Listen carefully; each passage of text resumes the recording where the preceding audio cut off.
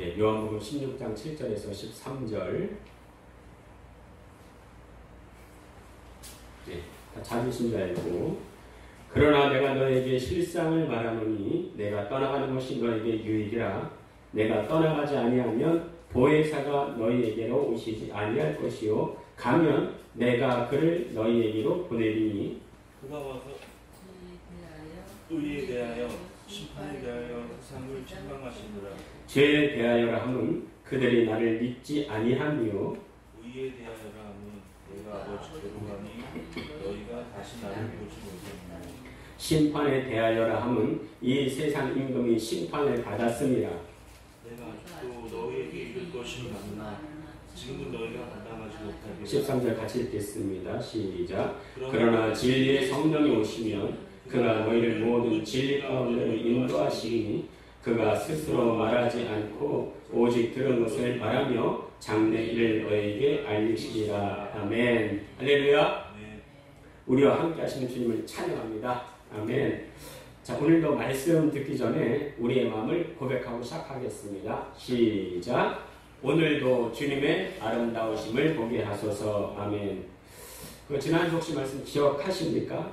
주님이 우리에게 가장 주고 싶은 선물은 바로 성령이신데 이것을 위해서 우리는 구하고 찾고 두드리라 그런 말씀을 드렸습니다. 구하라 이거예요. 구한다는 것은 그것이 중요함을 인식하고 관심 가져야 해요. 관심 가지지 않는데 구하는 법은 없습니다. 그렇죠? 내 마음을 열지 않았는데 구하는 법이 없습니다. 이게 바로 1단계라면 찾으라. 중요한 것을 마음에만 두지 않고 직접 찾아 나서는 것이 바로 2단계라 말씀드렸습니다. 이것은 절박한 마음이 있을 때만 찾아다닐 수 있다 말씀드렸어요. 자, 3단계가 두드리라. 찾아 나서서 목적지 앞에 바로 서 있는 것이 최종 3단계라고 지난주 말씀을 드렸습니다. 하나님은 이렇게 성령을 소원하는 자에게 주시지 아무에게나 성령 주시지 않습니다. 그럼 성령 받는 것이 어려운가? 전혀 그렇지 않습니다. 전혀 그렇지 않아요. 왜냐하면 주님은 성령을 주고 싶어서 우리보다 더 안달이 나신 분이기 때문에 그렇습니다. 주님이 어떻게 말씀하셨어요? 악한 자라도 자식에게 좋은 것 줄 줄 알거든 하물며 구하는 자에게 성령을 주시지 않겠느냐. 그래서 우리가 회개하고 구하면 성령 받습니다. 나는 성령을 구한 적이 없어요 하신다면 오늘 회개하고 성령 받기를 구하시기 바랍니다. 그러면 주실 겁니다. 왜요? 그것이 바로 주님의 약속이기 때문입니다. 사람은 잘 써죠. 약속을 언약을 파괴해도 주님은 약속을 변개치 않으십니다. 자, 그러면 오늘은 성령이 오시면 우리에게 어떤 일이 일어나는가 대해 말씀드리고 함께 기도하는 시간을 갖도록 하겠습니다. 70년대, 80년대, 90년대 초반만 해도요, 각 교회 안에 성령의 역사가 참 많이 일어났습니다. 그 중에서도 가장 빈번하게 일어났던 것은 방언의 은사가 참 많이 나타났습니다. 혹시 여기 중에서 방언에 대해서 들어보지 못한 분 한 분 계신가요? 손 들어보시겠어요? 없으시죠? 그렇죠? 어떤 분은 방언은 잘못된 것이다. 방언을 반대하시는데 전혀 그렇지 않습니다. 제 주위에 어릴 때 방언을 받았는데 하도 주위에서 잘못됐다 말을 하니까 방언의 은사를 받고도 하지 않는 분이 있습니다. 참 안타깝지요. 그 방언은 개인적으로 아주 유용한 하나님의 선물입니다. 우리 주보에 고린도전서 14장 4절 한번 같이 읽도록 하겠습니다. 고린도전서 14장 4절입니다.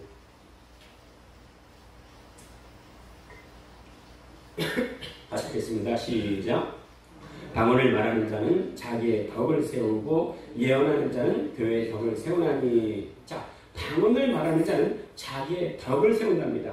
이 덕 세운다는 말은 남을 이롭게 한다 이런 말이 아니고요. 원어로는 오이코도 메오라고 하는데 영어로는 edify, strengthen, build up이라고 해서 강하게 하다, 세우다, 건축하다 이런 뜻이 있습니다. 원어를 연구하는 학자들은 이 뜻이 영어의 charge, 뭐 뜻이에요? 충전하다, 여기에 가깝다고 말을 하는 거예요.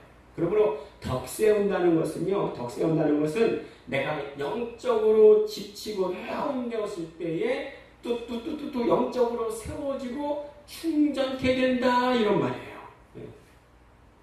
그러니까 우리가 그 핸드폰을 계속 사용하고 싶을 때는 어떻게 합니까? 반드시 충전해야 돼요. 신앙도 마찬가지입니다. 다들 예전에 아주 충만한 은혜를 받은 적이 있을 거예요. 그런데 그게 계속 갑니까? 그렇지 않아요. 은혜가 떨어집니다. 떨어지게 돼 있어요. 왜냐하면 은혜는 유통기한이 있습니다. 유통기한이 있어서 은혜는 충전해야 돼요.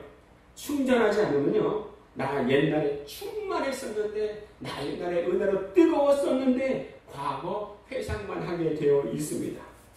그렇지 않으면요, 충전해야 돼요. 자, 그런데 지금 읽은 말씀 고린도전서 14장 4절이 뭐래요? 방언을 말하는 자는 영적으로 다운되었던 사람이 뚜뚜뚜뚜뚜 일어나고 충전하게 된다, 이렇게 말씀하세요. 저도요, 영적으로 지치고 힘들 때 방언 기도를 오래 하면 영적으로 상쾌함을 얻고 힘을 얻는 것을 느낄 수가 있습니다. 자, 그럼 방언이 뭐냐? 우리 다 함께 주보에 고린도전서 14장 2절 같이 한번 읽도록 하겠습니다. 시작. 방언을 말하는 자는 사람에게 하지 아니하고 하나님께 하나니 이는 알아듣는 자가 없고 영으로 비밀을 말함이라. 자, 오늘 말씀에 방언의 특징이 있습니다. 첫 번째는 사람에게 하지 않고 하나님께 한답니다. 그런데 모든 기도가 그렇잖아요. 그렇죠? 네. 자, 그런데요, 여기에 또 방언의 특징이 나오는데 알아듣는 자가 없답니다. 자, 우리가 그냥 기도할 때는요, 주위 사람들이 다 알아듣습니다. 네, 심지어 우리가 기도하는 것을요, 마귀도 알아들어요. 그런데 방언은 사람이 못 알아듣는답니다. 심지어 마귀도 못 알아듣습니다. 오직 누구만 들으십니까? 누구만 들으세요? 오직 하나님만 들으신다는 거예요. 자, 두 번째 또 방언의 특징이 있는데 영으로 비밀을 말함이라, 이렇게 말씀하십니다. 아, 내 영이 기도하는 게 바로 방언이구나. 내 생각으로 또 내 입술로 얼마든지 기도할 수 있습니다. 그런데 내 영으로 기도할 수도 있는데 그게 바로 방언이라는 거예요. 근데 우리 육신으로 입술로 기도하면요, 내 욕심이 많이 들어가요. 하나님, 새로운 냉장고 주시옵소서. 하나님, 새로운 TV 주시옵소서. 새로운 컴퓨터, 노트북 주시옵소서. 내 욕심이 많이 들어갑니다. 그런데 내 영으로 기도하면 온전히 하나님의 뜻대로 구할 수가 있어요. 또 시간이 되고 또 자기 의지만 있으면 몇 시간이고 영으로 기도할 수가 있습니다. 자, 그럼 방언이 왜 중요한가? 첫 번째 뭐라고 그랬습니까? 내 떨어진 은혜를 충전한다, 이렇게 말씀을 드렸어요. 자, 그리고 또 왜 중요한가? 우리 사도행전 10장 44절에서 46절 주보에 있는데 우리 교독하도록 하겠습니다. 사도행전 10장 44절 46절 제가 먼저 읽을게요. 베드로가 이 말을 할 때에 성령이 말씀 듣는 모든 사람에게 내려오시니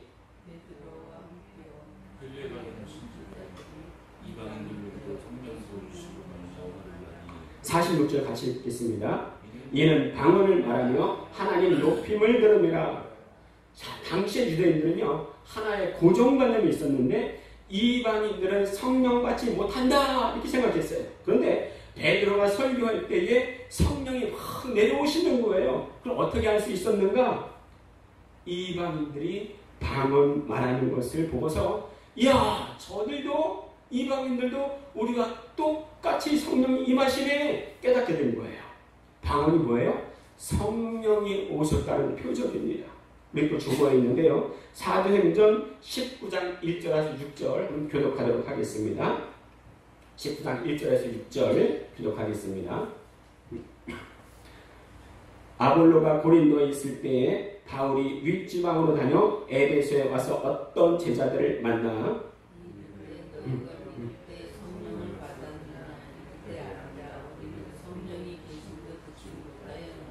바울이 이르되 그럼 너희가 무슨 세례를 받았느냐? 대답하되 요한의 세례니라.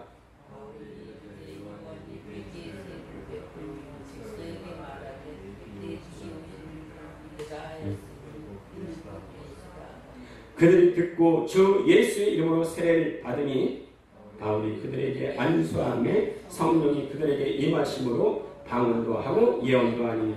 자, 바울이 믿는다는 사람한테 성령 받았냐? 그랬더니 그분이 누구예요? 들어보지도 못했어요. 그러는 거예요. 몰라요.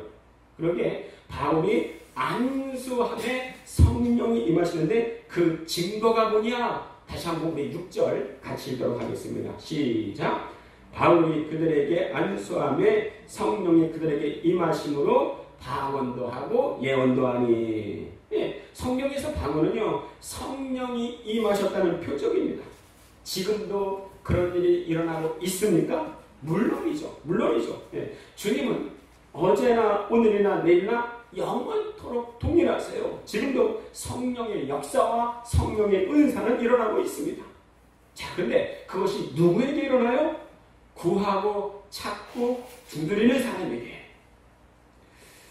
그 80년대 후반만 해도요, 기도원의 사람들이 북적북적 됐습니다. 예, 그 중에서도 참 인기가 많았던 기도원이 있었는데, 한월산 기도원이라고 있었어요. 한월산 기도원.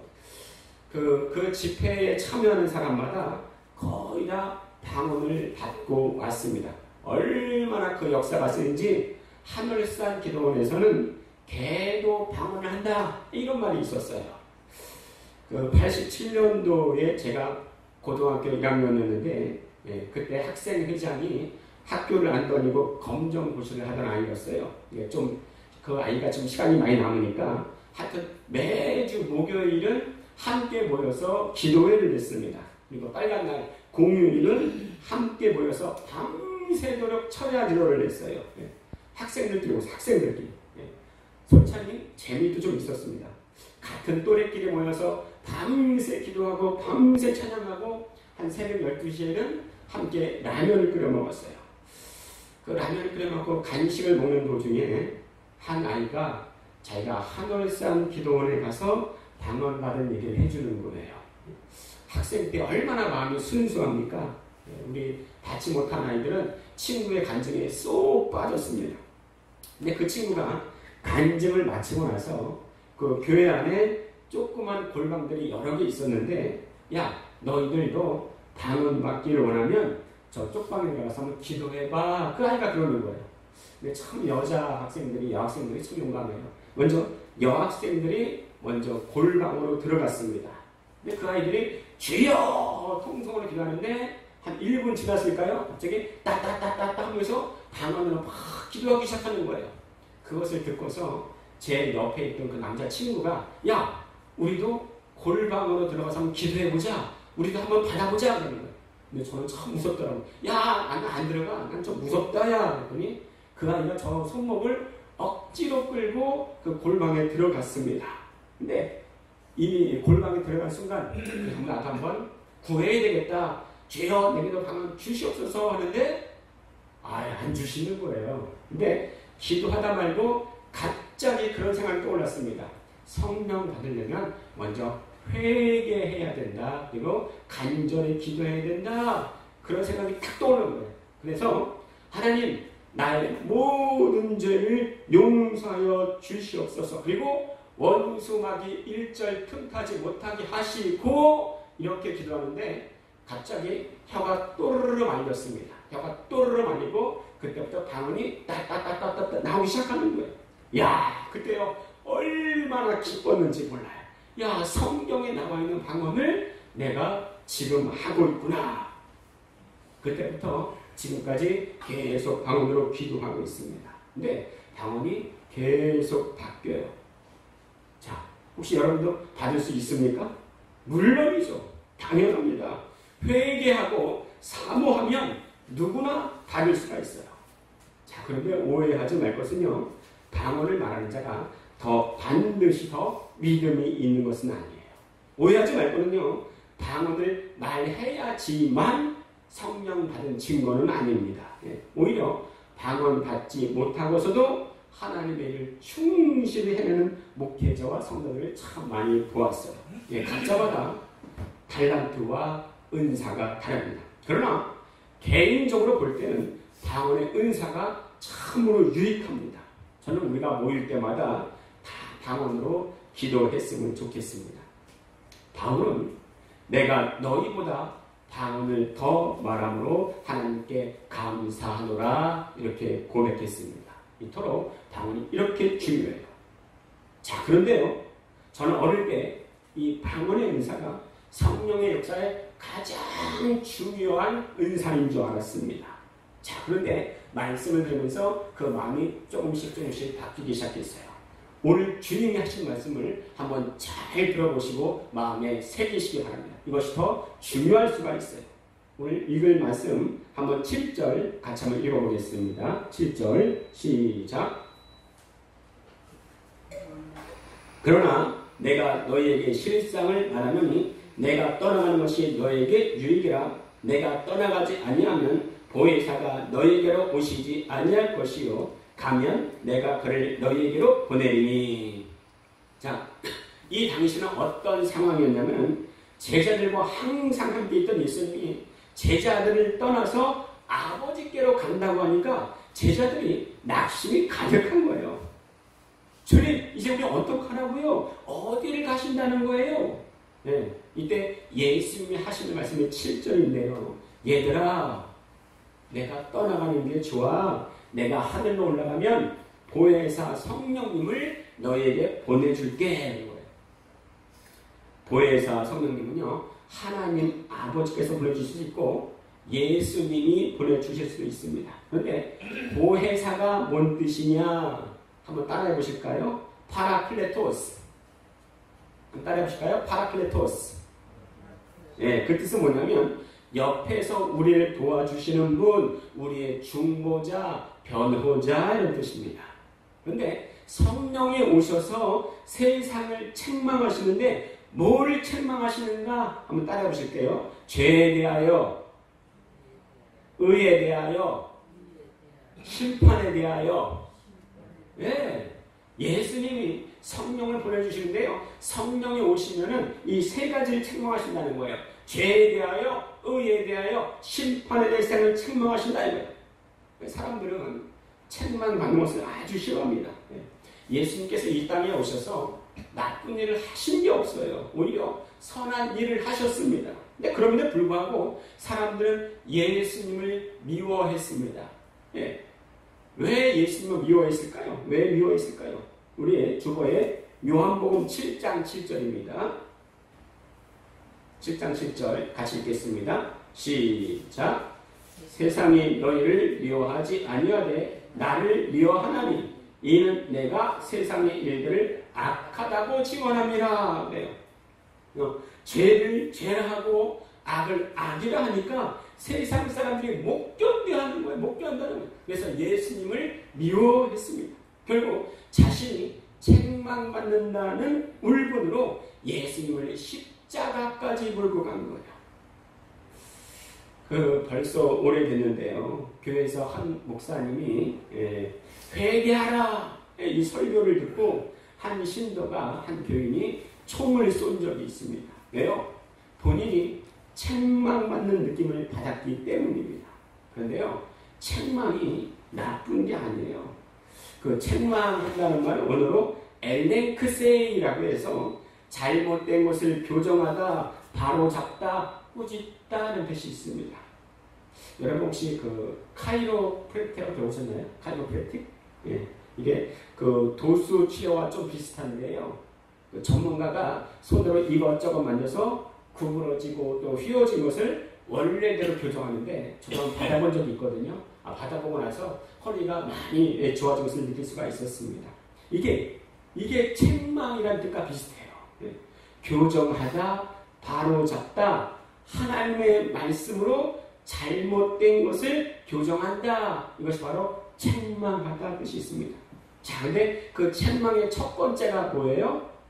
죄에 대하여 책망하신다 이거예요. 자, 성령이 오시면 죄가 무엇인지 깨닫게 됩니다. 그런 말 했던 기억이 있는데요. 죄도 용서받을 수 있는 죄가 있고 용서받을 수 없는 죄가 있습니다. 용서받을 수 있는 죄는 우리의 나약함으로 인해 짓는 죄예요. 사도 바울도 예수 믿기 전에는 예수 믿는 자를 핍박했습니다. 그게 잘하는 건 줄 알았어요. 근데 나중에 회개합니다. 나도 모르게 짓는 죄, 나약함으로 짓는 죄, 이건 회개하면 용서받을 수가 있습니다. 반면에 용서받을 수 없는 죄가 있습니다. 첫째는 성령 회방죄예요. 성령 회방죄는 용서받을 수가 없습니다. 예수님을 욕하고 미워하고 심지어 저주해도 용서받을 수 있지만 성령 회방죄는 용서받을 수가 없습니다. 어떤 사람은 그럴 수 있어요. 나도 혹시 성령 회방죄 받은 거 아닐까 생각한다면 안심하십시오. 성령 회방죄를 지은 사람은요, 그조차도 느낄 수가 없어요. 생각하지 못합니다. 또 하나 용서하지 못하는 죄가 있는데 오늘 말씀 9절 같이 읽도록 하겠습니다. 9절입니다. 요한복음 16장 9절 시작. 죄에 대하여라 함은 그들이 나를 믿지 아니하며. 죄가 뭐예요? 죄가 뭐라고 말씀하십니까? 예수님 믿지 않는 게 죄라는 거예요. 이 불신죄는 용서받을 수가 없습니다. 그럼 이 불신죄를 용서받으려면 어떻게 해야 돼요? 믿으면 됩니다. 믿으면 돼요. 그래서 복 중에 복이 뭐냐? 예수님 믿는 겁니다. 나이가 적건 많건 제일 잘하는 게 뭐냐? 예수님 믿는 거예요. 예수님 믿는 거예요. 근데 많은 사람들이 이 믿음을 오해하고 착각하고 있습니다. 나는 예수님을 알아. 이거를 믿음으로 착각하고 있어요.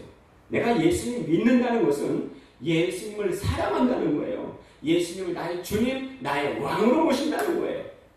예수님이 좋아하는 것은 나도 좋아하고 예수님이 싫어하는 것은 나도 싫어하는 거. 이게 좁은 문으로 들어가는 믿음의 사람입니다. 이것을 믿음이 있다 이렇게 말하는 거예요.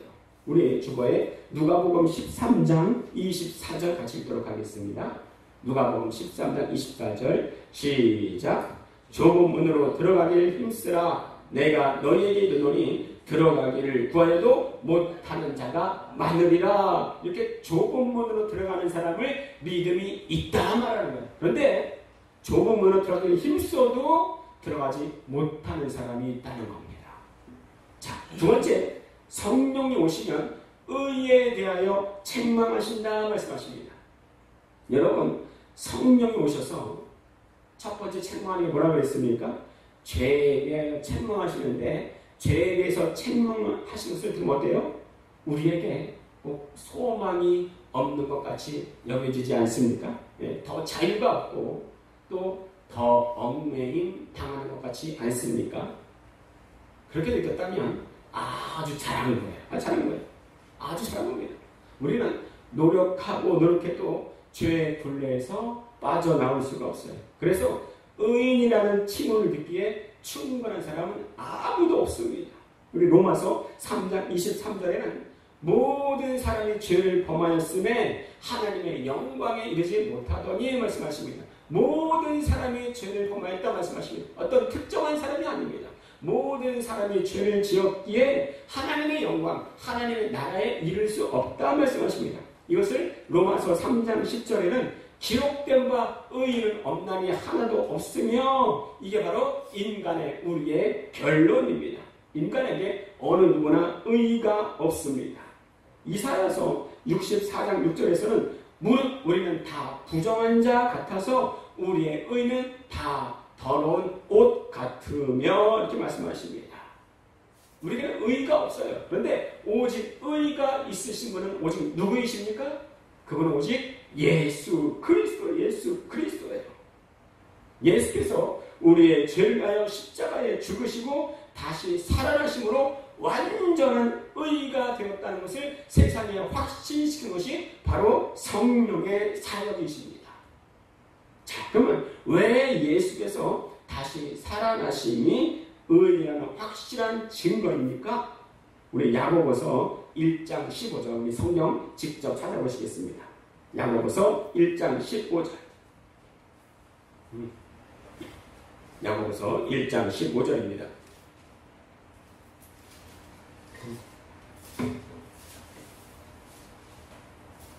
야고보서 1장 15절.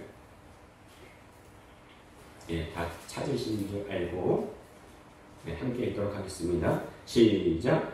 욕심이 잉태한즉 죄를 낳고 죄 장성한즉 사망을 낳느니라. 모든 사람은 죄인입니다. 그렇기 때문에 죽음의 결론에 다다를 수밖에 없어요. 죽을 수밖에 없습니다. 그런데 예수님은 죽으시고 그 자체로 계속 죽은 채로 있지 않았습니다. 다시 살아나셨어요. 왜요? 죄인이 아니고 의인이기 때문입니다. 이 의에 대해서는, 이 완전한 의에 대해서는 우리가 나중에 레위기를 공부하면서 더 자세히 알게 될 것입니다. 자, 그리고 세 번째, 성령의 오심을 책망하시는 세 번째는 심판에 대하여 책망하신다 말씀하십니다. 누구를 심판하신다는 거예요? 누구를 심판하신다는 거예요? 세상 신인 마귀입니다. 성경은 마귀를 세상 신인 또는 세상 임금이다 이렇게 표현을 합니다. 근데 마귀가 언제 세상 신이 되었습니까? 네? 그것은 아담이 자기의 권리를 포기할 때부터입니다. 즉 아담이 죄악을 선택할 때부터입니다.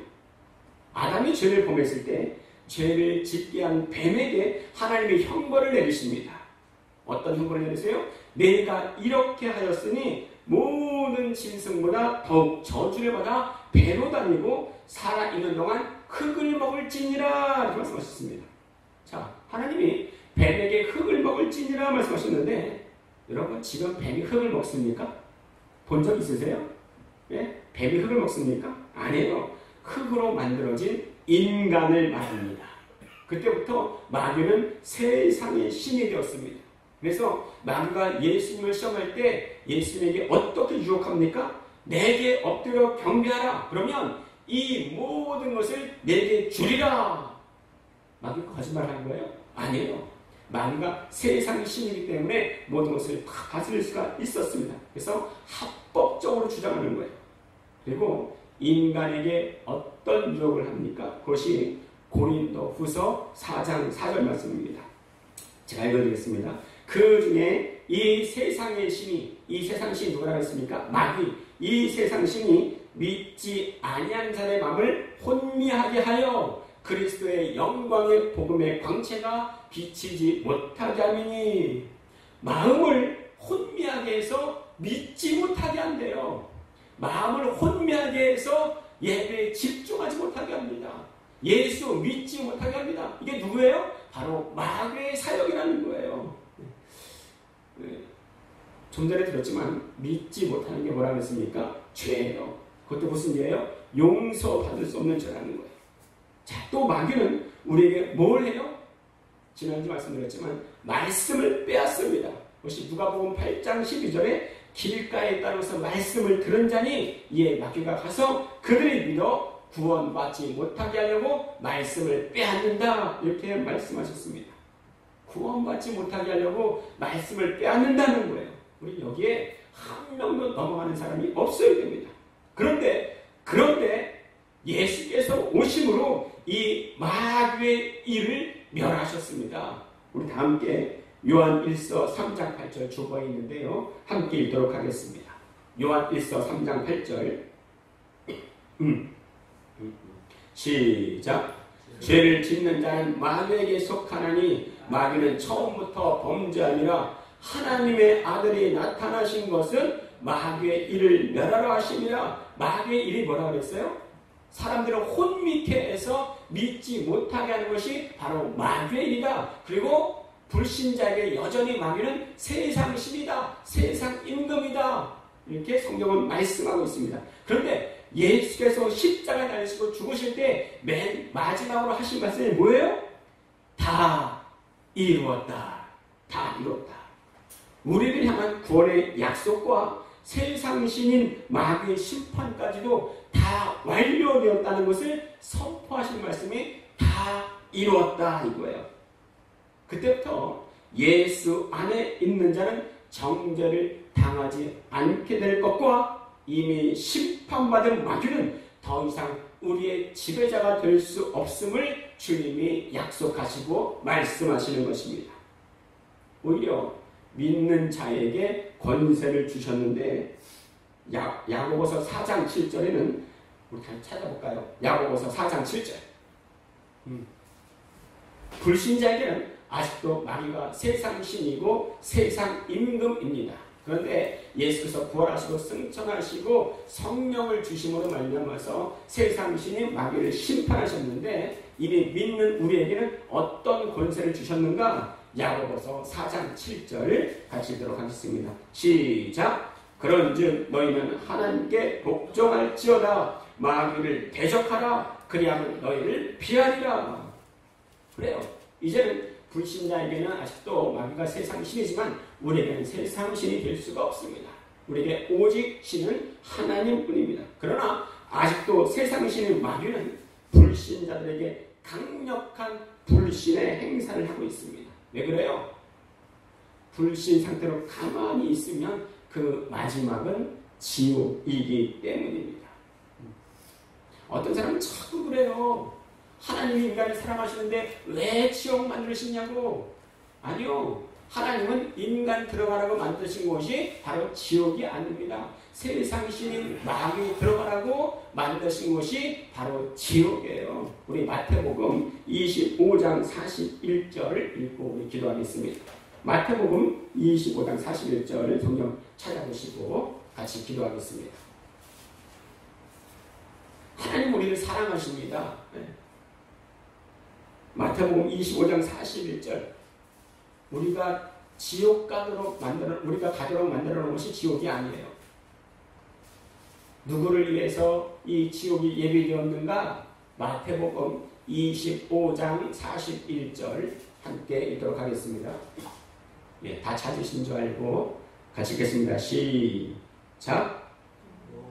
또 왼편에 자들에게 이르시되 저주를 받은 자들아 나를 떠나 마귀와 그 사자들을 위하여 예비된 영원한 불에 들어가라. 아멘. 이게 마지막 때 심판인데요. 오른쪽엔 양 같은 자들, 왼쪽에는 염소 같은 자들 하는데 이 왼편에 염소 같은 자들이 하신 말씀이에요. 저주받은 자들아 나를 떠나서 마귀와 그 사자들을 위하여 예비된 영영한 불. 이게 어디예요? 지옥이에요. 지옥이에요.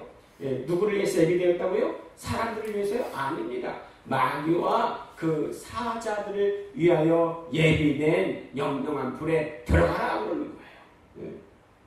이 지옥을 면하는 방법은 단 한 가지입니다.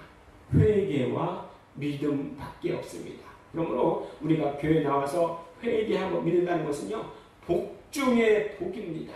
우리가 하나님께 예배드린다는 것은요, 정말 복 중의 복이에요. 우리 이 시간 같이 기도하겠는데요. 첫 번째는 믿음으로 영원한 죽음의 심판을 면하게 하여 주심을 참으로 감사드립니다. 두 번째는 무엇보다 나를 성령으로 충만하게 하여 주시옵소서. 성령 임하여 주셔서 나를 다스려 주시옵소서. 우리 교회를 다스려 주시옵소서. 우리 주여 한번 부르고 다 같이 힘차게 힘있게 같이 기도하도록 하겠습니다. 주여!